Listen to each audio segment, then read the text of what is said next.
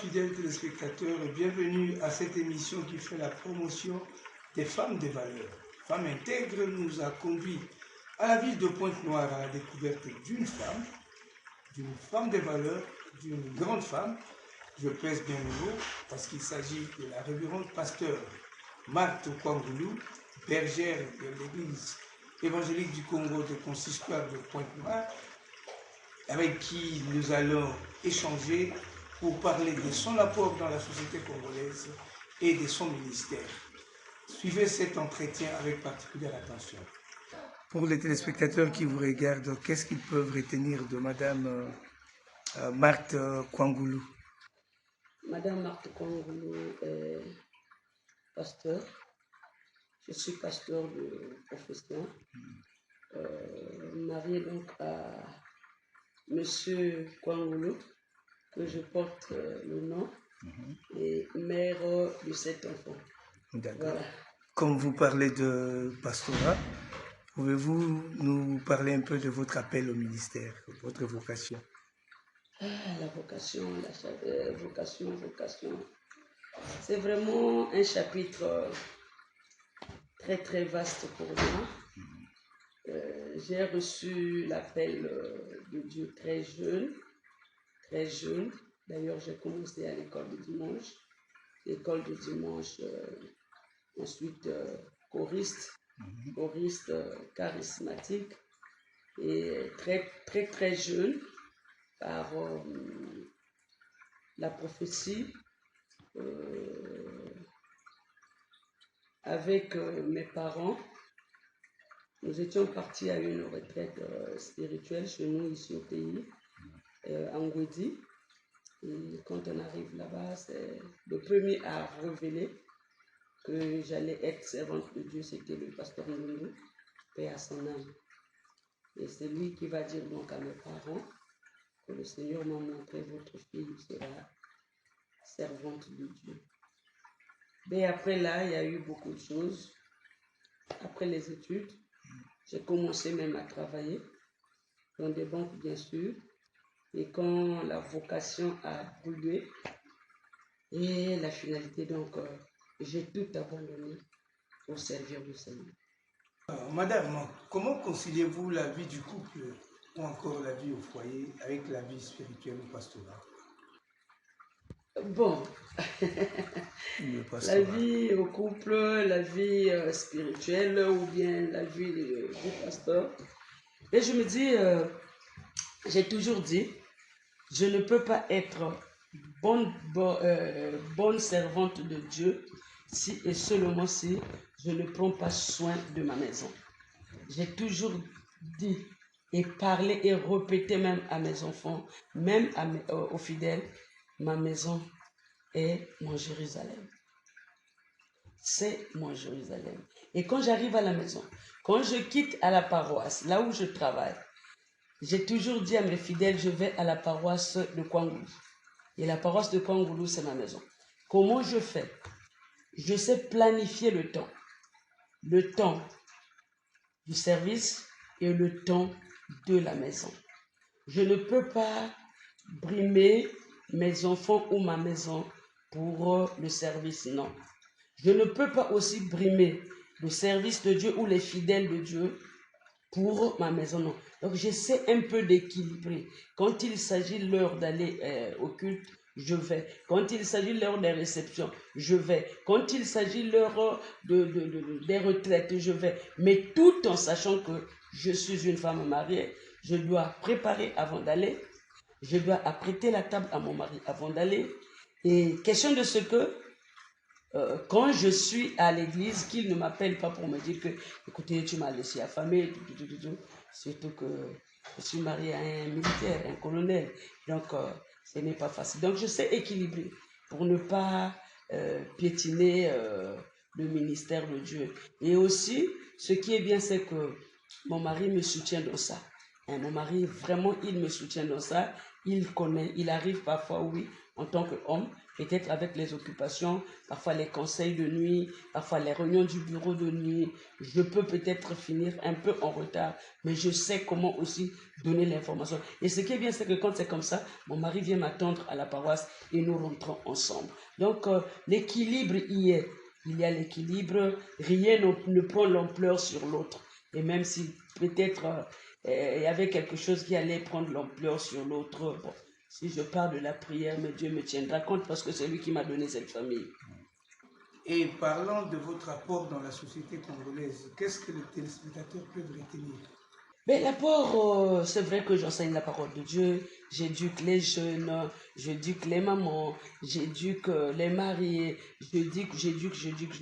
Mais cela, ça ne suffit pas. J'ai toujours dit, même aux fidèles, là où je suis responsable dans la paroisse, j'ai toujours dit, nous avons eu la grâce par le Seigneur, par le Saint-Esprit, que le Seigneur avait révélé le Salah Sambila, Salah, c'est-à-dire que travailler, prier, travailler. Et dans ce sens-là, j'essaie aussi d'apporter quelque chose dans la société congolaise parce que je fais mes champs,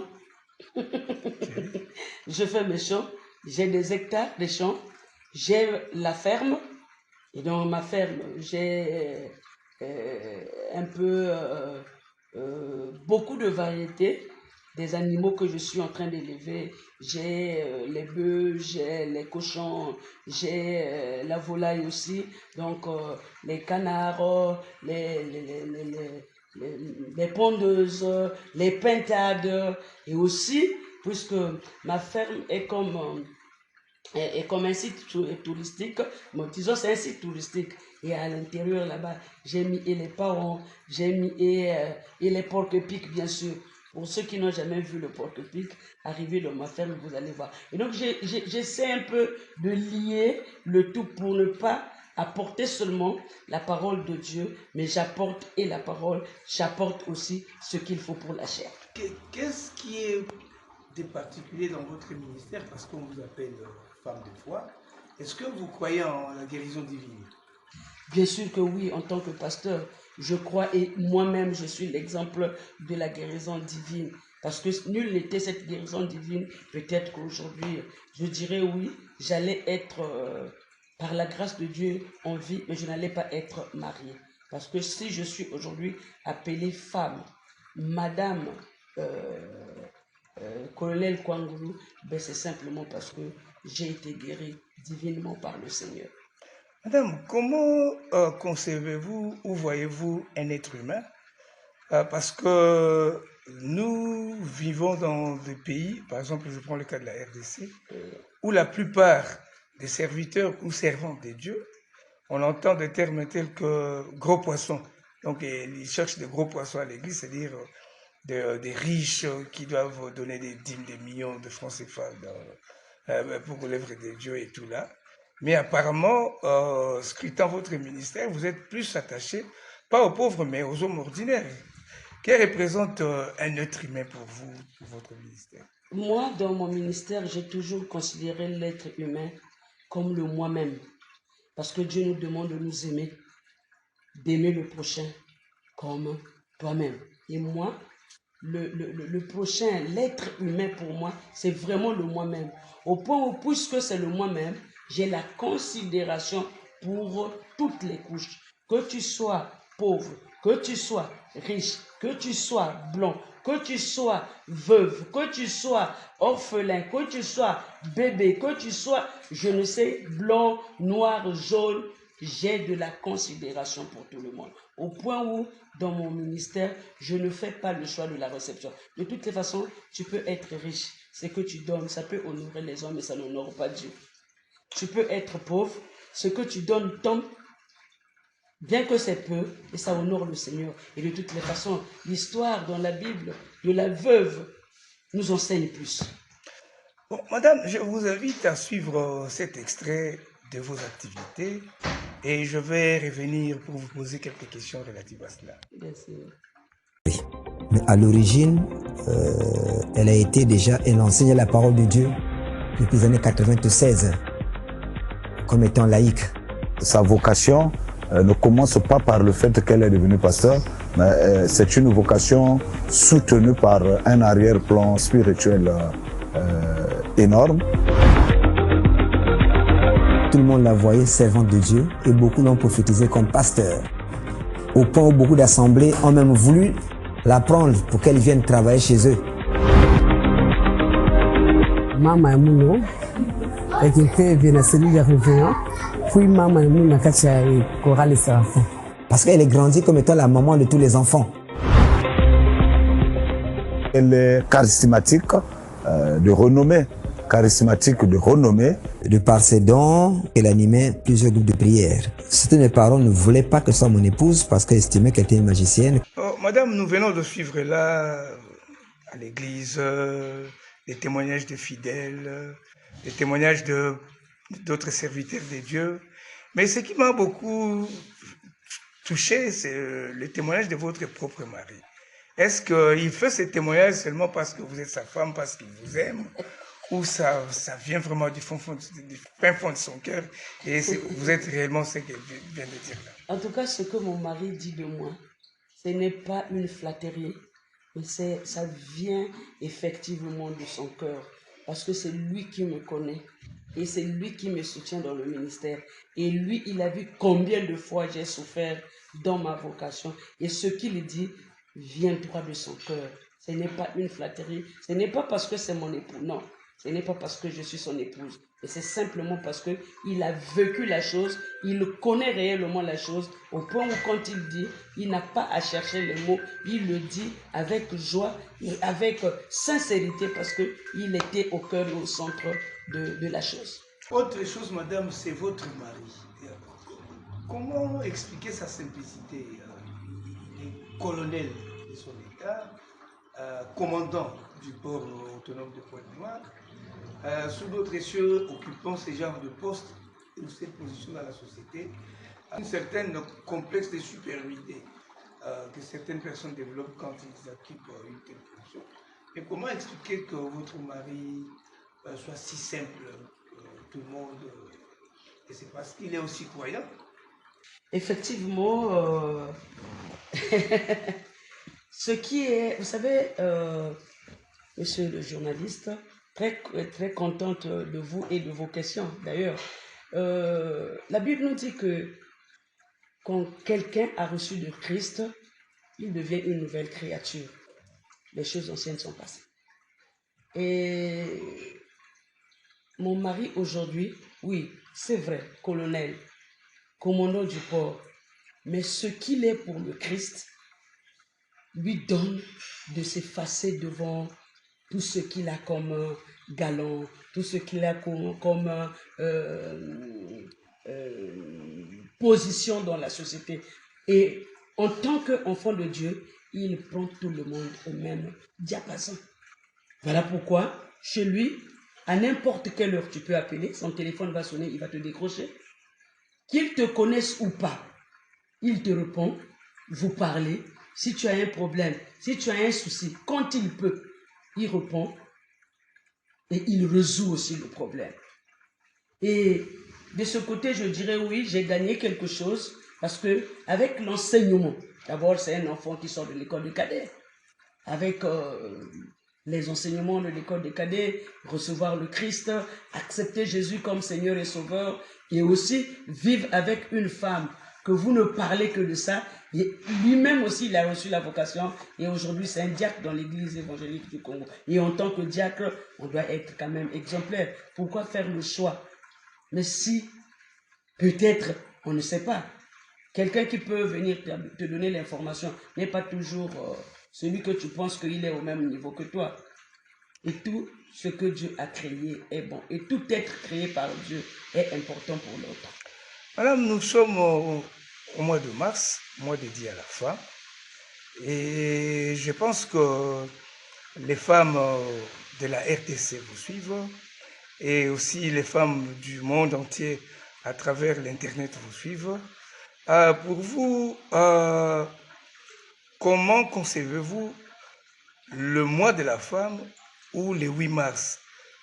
Parce que pour certaines femmes, c'est une journée où on doit aller boire, danser, et ensuite, je sais pas moi, avec ses amis, aller dormir. Pour vous, qu'est-ce que devait représenter la journée du 8 mars pour les femmes? Bon, la journée du 8 mars, pour moi, je me dis c'est une journée comme toutes les journées. En quoi c'est extraordinaire? C'est avant-hier, et c'est hier même la nuit que je faisais rire mon mari. Si on parle du mois de mars pour la femme, donc finalement, les 11 mois qui est plus que l'année à 12 mois. On parle du mois de mars pour la femme. Finalement, donc, les 11 mois restants, c'est le mois des hommes. Non, les hommes n'ont pas de mois particulier. Mais non, mais puisqu'on parle du mars, le mois de mars, le mois de la femme, est-ce que c'est vraiment le mois de la femme? Est-ce que la femme est nécessaire ou utile seulement pendant le mois de mars? Je dis non. Le mois de mars est un mois comme tous les autres mois. Et pour moi, aller pour ceux qui font des fêtes et faire des dépenses pour la journée du 8 mars, je me dis c'est peut-être inutile. Pour nous des chrétiens, oui, ça peut être une journée d'enseignement aux femmes. Et généralement, c'est ce que nous faisons. Le 8 mars, les chrétiens, nous, on les occupe, on les occupe au temple pour des enseignements. Comment une femme peut soutenir son foyer, comment une femme peut entretenir son foyer, comment une maman peut faire pour aider, apporter quelque chose dans son foyer, comment une maman peut être utile dans la société. Voilà, que d'aller boire ou bien d'aller peut-être faire le sport comme sous prétexte le mois de la femme. Bon, mais le goût de tout un chacun. Sinon, moi, ce que je conseille, c'est de considérer ce jour-là comme tout autre jour. Et aussi, aujourd'hui, avec... bon, je ne parlerai pas, je suis très loin peut-être de parler de l'égalité de la femme ou de quoi. Pour moi, bon, l'égalité, à travers la mort de Christ, a été déjà plus que Christ nous a considérés tous au même, comme une seule personne. Et donc, fêter cette fête-là, bon, ça dépend de tout un chacun. Mais moi, je conseillerais, au lieu d'aller jeter de l'argent dans des boîtes de nuit, dans des bars, je ne sais, acheter les pains. Et puis, il faut reconnaître aussi, ça devient un jour de commerce, puisque quand on arrive en mars, les commerçants vendent plus les pains. Les pains de 8 mars. Donc, pour moi, c'est un jour de commerce. Pourquoi aller donc faire les dépenses inutiles alors que on peut peut-être gagner ce jour-là d'une autre manière? Une femme, madame, la femme est égale à l'homme. Pour d'autres, la femme est un complément de l'homme. Quel est votre point de vue là-dessus? Vous soutenez la thèse qui soutient que la femme est un complément à l'homme ou bien son égal? Et une égale à l'homme? Non, moi je dirais que un complément. Parce que, en tant que pasteur, la Bible nous parle dans Genèse que Dieu a fait endormir Adam et il a soutiré la côte d'Adam. Et donc moi, avec mon mari, je suis son complément. Je viens donc compléter la côte qui a été soutirée. On n'est pas peut-être égaux, mais je me dis, je suis sans complément. Je viens compléter le vide qui était dans son corps. Et en complétant ce vide-là, donc lui, il devient complet, ou nous devenons tous complets. Ok, madame, il y a certaines pratiques qu'on voit aujourd'hui aux églises, je veux dire les églises, entre guillemets, dites de réveil à Kinshasa, où certains pasteurs monétisent les audiences avec les fidèles. C'est-à-dire, vous voulez voir les fidèles, il faut venir avec l'argent. On dit, on ne va pas à l'église la main vide, même quand on va voir les serviteurs de Dieu, il faut avoir l'argent. Et souvent, on voit aussi dans ces églises la façon de prélever les offrandes, alors que c'est biblique les offrandes, mais vous voyez un serviteur de Dieu déterminé ou fixé un montant pour l'offrande. C'est lui qui a $2000 qu'il arrive, après 2000 c'est 1000, après 500, après 100, après, bon, on termine avec les dollars, ceux qui ont des francs, après offrande de construction, après offrande missionnaire, après tout ça dans le même culte. Est-ce que c'est vraiment biblique? Est-ce que c'est normal, madame? Non, je dirais, rapidement que non, ce n'est pas biblique. Ce n'est pas biblique. La Bible nous parle même que l'argent est le maître des mots. L'argent est le maître des mots. L'argent détruit. L'argent amène beaucoup de choses. Au point où dire à un fidèle, bon, il y a la bénédiction. Oui, moi, effectivement, nous entendons ça. Il y a la bénédiction de $1000, la bénédiction de $5000, la bénédiction. C'est Dieu qui donne la bénédiction. La bénédiction de Dieu, il donne sans quelque chose. Il donne selon le cœur de l'homme. Et je ne suis pas d'avis avec les serviteurs pour recevoir quelqu'un, il faut payer de l'argent. Mais écoutez, la Bible nous dit, vous avez reçu gratuit, donnez gratuitement. Et c'est toujours bien quand quelqu'un arrive, tu le reçois, tu l'écoutes, tu pries pour lui. Après, ce que le Seigneur fera, si la personne pense que je vais rendre grâce à Dieu en remettant quelque chose au pasteur, ça c'est autre chose. Mais dire qu'il faut demander, il faut peut-être aller, non. Ça, franchement, en tant que servante de l'Éternel, je déconseille ça à mes collègues, serviteurs, servantes qui le font. Ce n'est pas de Dieu. C'est vraiment pas de Dieu. Jésus a demandé quoi? Il est allé jusqu'à la croix gratuitement. Quel devait être le comportement des femmes de manière générale dans un pays en guerre tel qu'en République démocratique du Congo? Mais dans un pays en guerre tel que la République démocratique du Congo, nous les femmes, vous savez que quand la femme se lève, il y a quelque chose de bien. Ce que je peux dire, c'est vrai que la situation de la RDC nous tracasse tous, et au point où dans les cultes où nous faisons, on a l'habitude de prendre après les cultes des moments de prière pour nous intercédons pour la RDC. Et ce que je peux dire aux femmes, c'est de se lever dans la prière, c'est de s'agenouiller, c'est de crier à Dieu, Dieu qui écoute les cris. Il a écouté les cris des enfants d'Israël. Pourquoi il ne va pas écouter les cris des enfants de Kinshasa? Je crois que Dieu a un plan. Il ne va pas abandonner ce peuple-là. Je crois que Dieu fera. Et je sais aussi qu'il est en train de faire. Parce que s'il n'était pas en train de faire, avec tout ce que nous écoutons, peut-être que le pire allait être. Et je sais aussi que Kinshasa, c'est un pays béni de Dieu, avec autant de talents, que ce soit en matière des cantiques religieux, que ce soit en matière des serviteurs, que ce soit en matière des prédicateurs. Moi, j'ai la foi que le Seigneur ne va pas abandonner ce pays, et la main de l'Éternel est là. Et aussi, il faut reconnaître que là où il y a la chose de Dieu, le diable ne peut pas laisser tranquille. Et ce que j'encourage maintenant en tant que pasteur, c'est demander au peuple de Kinshasa de se lever dans la prière. Le diable connaît ce que Dieu a placé en eux, ce qui est vraiment capital, qu'il est en train de les combattre, et Dieu ne va pas les abandonner. Et pour les femmes en détresse, maman pasteur, un message particulier aux femmes en détresse à l'est, à Goma, Rutshuru, Masisi, là où les territoires sont occupés par des rebelles. Il y a des femmes qui ont perdu leur mari, il y a celles qui ont perdu leurs enfants, il y a celles qui pleurent chaque jour, elles sont brisées. Un message de réconfort à celles-là et à tout le monde qui se trouve dans cette condition.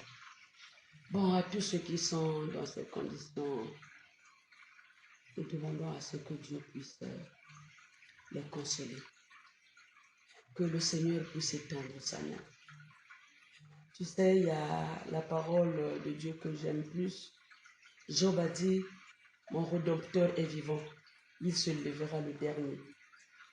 Et c'est cette parole-là que je peux dire.